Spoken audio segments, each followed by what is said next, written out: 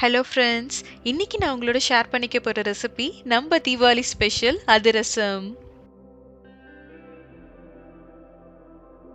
Slice பண்ணலாம் வாங்க. அதிரசம் செய்யறதுக்கு 1 டம்ளர் பச்சரிசியை 1 மணி நேரம் நான் ஊற வச்சிருக்கேங்க. 1 மணி நேரம் கழிச்சு தண்ணியை கம்ப்ளீட்டாக வடிச்சிட்டு ஆற விட்டுருக்கேன் ஒரு பேப்பர் டவல் போட்டு. கிட்டத்தட்ட ஒரு 20 நிமிஷம் போல் இப்போ ஆயிருக்கு. இப்போ நான் அரிசியோட ஈரப்பதத்தை நான் இப்போ செக் பண்ண போகிறேன். அரிசியை பொறுத்த வரைக்கும் ஃபுல்லாக ட்ரை ஆகிடக்கூடாதுங்க. அரிசியில் ஈரப்பதம் கண்டிப்பாக இருக்கணும் அதிரசம் செய்யறதுக்கு. அது எந்த அளவுக்கு ஈரப்பதம் இருக்கணும் அப்படின்னு பார்த்தீங்கன்னா, அரிசியை ஒரு கைப்பிடி எடுத்து நல்லா இப்படி பிடிச்சு கீழே விட்டோம்னா உள்ளங்கையில அரிசி ஒட்டி இருக்கணும். இந்த அளவுக்கு ஈரப்பதம் இருக்கணுங்க அதிரசம் செய்யறதுக்கு.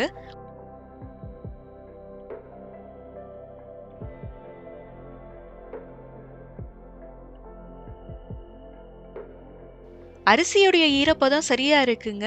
இதை அப்படியே மிக்சர் ஜாருக்கு மாத்தி பொடிச்சு வச்சிடலாம். அதுக்கப்புறம் வெல்லப்பாகு காய்ச்சறதுக்கு ஆரம்பிச்சிடலாம். வெல்லப்பாகு காய்ச்சறதுக்கு இன்னைக்கு நான் 1 டம்ளர் வெல்லம் எடுத்திருக்கேங்க. இதே டம்ளர்ல தான் நான் பச்சரிசியும் 1 டம்ளர் அளந்திருக்கேன். 1:1 அப்படின்ற ப்ரொபோர்ஷன்ல நான் அதிரசம் செய்கிறேங்க. 1 டம்ளர் பச்சரிசிக்கு 1 டம்ளர் வெல்லம். நான் அதில் 1/2 டம்ளர் தண்ணி சேர்த்து வெல்லத்தை கரைச்சி எடுத்துக்கலாம்.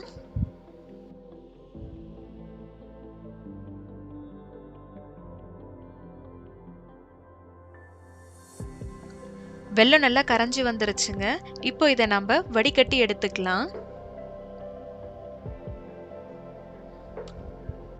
வடிகட்டி எடுத்த வெல்லப்பாக இப்போ நான் உள்ள சேர்த்துக்கிறேங்க. இது அப்படியே கொதிக்கட்டும். நம்ம பொடிச்சு வச்சிருக்க அரிசி மாவை ஜலிச்சு எடுத்துடலாம். அரிசி மாவு பிடிச்சி வச்சுட்டேன். அதில் கை வச்சு பார்த்தோம்னா அதில் ஒரு ஈரப்பதம் இருக்கணுங்க. இப்போ இதை ஜல்லடைக்கு மாற்றி ஜலிக்க ஆரம்பிச்சிடலாம்.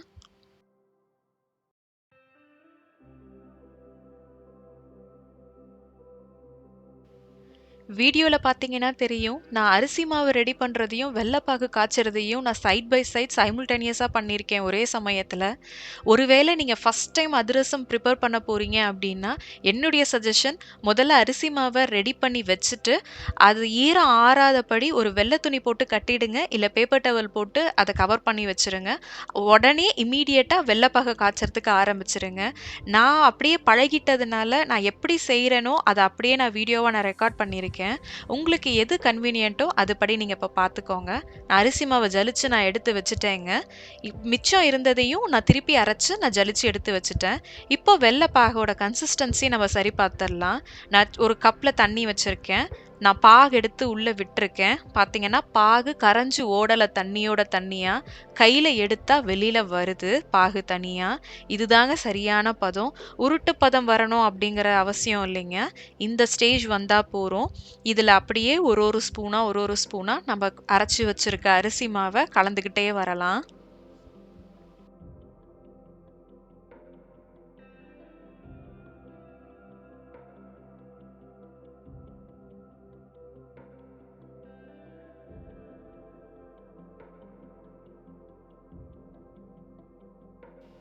ஃபஸ்ட் டைம் அதிரசம் ட்ரை பண்ணுறவங்களுக்கு நான் ஒரு விஷயம் ஷேர் பண்ணிக்கிறேங்க. இந்த 1:1 அப்படின்ற ப்ரொபோர்ஷன் எதை பொறுத்து இருக்குது அப்படின்னா, அரிசியை எந்த அளவுக்கு ஈரத்தோடு எடுத்து பொடிச்சு வைக்கிறோம், வெல்லப்பாக எந்த பதத்தில் எடுக்கிறோம் அப்படிங்கிறத பொறுத்து தாங்க இந்த 1:1 ப்ரொபோர்ஷன் வந்துட்டு. நல்ல அரிசி மாவு ஈரப்பதத்தோடு இருக்கும்போது வெல்லம் பிடிக்கிற தன்மை வேற. ஆறி போச்சு அப்படின்னா, இல்லை ஈரப்பதம் கம்மியாக இருக்குது அப்படின்னா அதோட வெல்லம் பிடிக்கிற தன்மை வேற. ஸோ நீங்கள் ஃபஸ்ட் டைம் அதிரசம் ட்ரை பண்ணுறீங்க அப்படின்னாக்கா, உங்களுக்கு நான் ஒரு விஷயம் ஷேர் பண்ணுறது என்னென்னா, கொஞ்சமாக வெல்லப்பாகு காய்ச்சினதுக்கு அப்புறம் கொஞ்சம் வெல்லப்பாகை எடுத்து நிப்பாட்டி வச்சுருங்க. இந்த மாதிரி டைரெக்டாக உடனே எடுத்து போடாமல் கொஞ்சமாக நிப்பாட்டி வச்சுருங்க. வேற ஒரு பாத்திரத்தில் கொஞ்சமாக எடுத்து வச்சுக்கோங்க. அதுக்கப்புறம் அரிசி மாவையும் கொஞ்சம் கொஞ்சமாக இதே போல் போட்டு கிளறுங்க. ஒரு ஸ்டேஜில் ஒரு பக்குவம் வரும். இப்போ நான் உங்களுக்கு காட்டுறேன். அந்த பக்குவத்தில் நிப்பாட்டி வச்சுருங்க. வெல்லப்பாகு மீந்தாலும் ஓகே. நெக்ஸ்ட் டைம் நீங்கள் பண்ணும்போது உங்களுக்கு அளவு தெரிஞ்சிரும். இப்போ நம்ம ஆல்மோஸ்ட் எனக்கு நான் எடுத்துக்கிட்ட அளவு எனக்கு சரியா இருக்கு. எல்லா வெல்லப்பாகவும் யூட்டிலைஸ் பண்ணிட்டேன். அரிசி மாவையும் கம்ப்ளீட்டா நான் போட்டுட்டேன். இப்போ நான் கம்ப்ளீட்டா எல்லாத்தையும் நல்லா ஒன்று போல திரண்டு கலந்து வச்சிருக்கேன். அவ்வளோதாங்க, கலந்துட்டோம். இதில் இப்போ கொஞ்சமாக எள்ளு சேர்த்துக்கிறேன் நான்.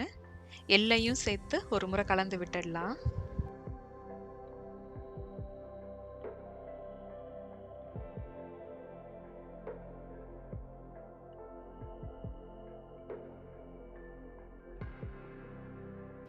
கலந்துட்டோங்க.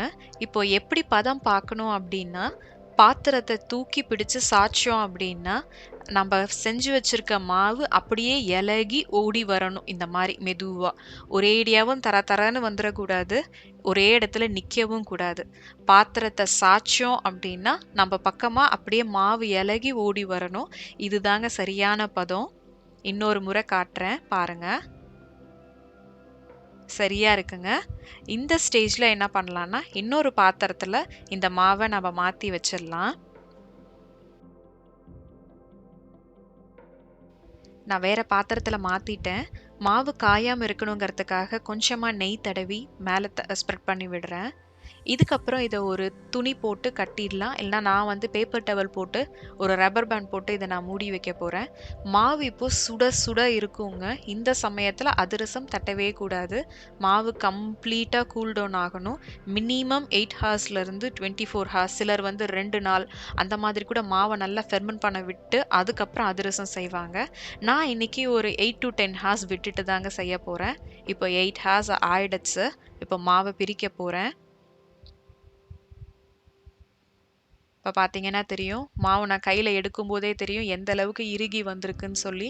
நம்ம மாவு வந்து ப்ரிப்பேர் பண்ணும்போது நல்லா இலக்கமாக பிசைஞ்சு வச்சுருந்தோம். இப்போ மாவு நல்லா இறுகி வந்திருக்கு. உருண்டை உருட்டினா உருட்டு பதம் வருது. சரியாக இருக்குங்க. இப்போ நம்ம தட்ட ஆரம்பிச்சிடலாம்.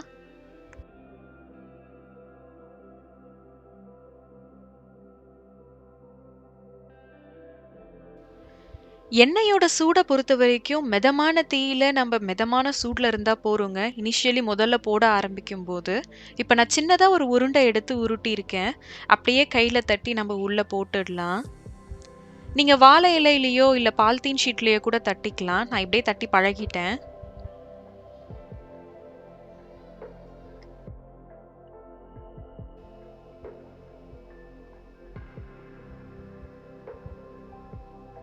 அவ்வளோதாங்க. இப்போ இது மெல்ல மேலே எலும்பி வரும் வெந்து. அதுக்கப்புறமா இன்னொரு பக்கம் திருப்பி போட்டுக்கலாம். அது வரைக்கும் இதே தீயில அப்படியே மெயின்டைன் பண்ணிப்போம். பார்த்தீங்கன்னா மேலே எலும்பி வந்துருச்சு. இப்போ மெதுவா திருப்பி போட்டுடலாம். இது இன்னும் கொஞ்ச நேரம் அதே தீயில வேகட்டுங்க.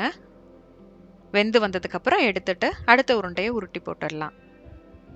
அதிரசத்தை பொறுத்த வரைக்கும் ஒன் அட் அ டைம் தாங்க. ஒன்று தாங்க போட்டு எடுத்துட்டு அடுத்து போட முடியும். அம்மா வந்து ஒன்று எலும்பி மேலே வந்ததுக்கப்புறம் அடுத்தது போடுவாங்க. எனக்கு அந்த மாதிரி பழக முடியல. ஒன்று மேலே இருக்க கவனம் வந்து அடுத்த இதில் போயிடும். அதனால் நான் ஒன்று போட்டு முடிச்சுட்டு அடுத்து தான் நான் அடுத்ததை எடுப்பேன். ஒன்றோட ஒன்று இடிக்கவும் செய்யும்.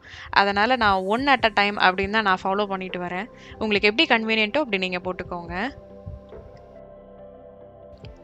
அதிரசம் கையில தட்டும்போது அது லேசா ஒட்டதாங்க செய்யும். பிசுக்குத்தன்மை இருக்கும். நான் என்ன பண்ணுவேன்னா, கை முதல்ல கழுவிட்டு, தொடச்சிட்டு, அதுக்கப்புறம் அதிரசம் தட்டி போட்டுருவேன். இப்படியே ஒரு 2, 3 முறை ரிப்பீட்டா பண்ண முடியும். திருப்பி 4வது முறை நம்ம தட்டும்போது லேசா ஒட்டுற மாதிரி இருக்கும். நான் மறுபடியும் கை நனச்சிட்டு, தொடச்சிட்டு தட்டி போட்டுருவேன். இல்லைன்னா லேசா எண்ணெய் தடவிக்கலாம். மோஸ்ட்லி நம்ம தடவி வச்ச நெய்யே போதுமானதுங்க. அதுக்கு மேல நமக்கு இதுல எண்ணெய் கை நனைச்சு தட்டணும் அப்படிங்கிறதே இருக்காது.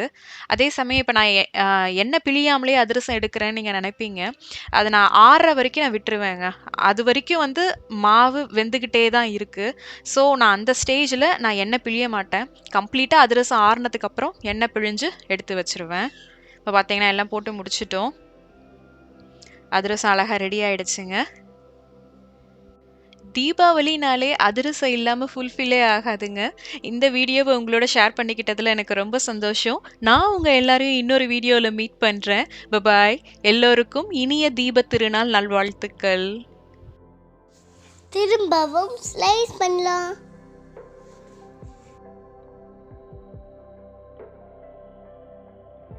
Thanks for watching. If you want to see more videos, please subscribe our channel. Bye.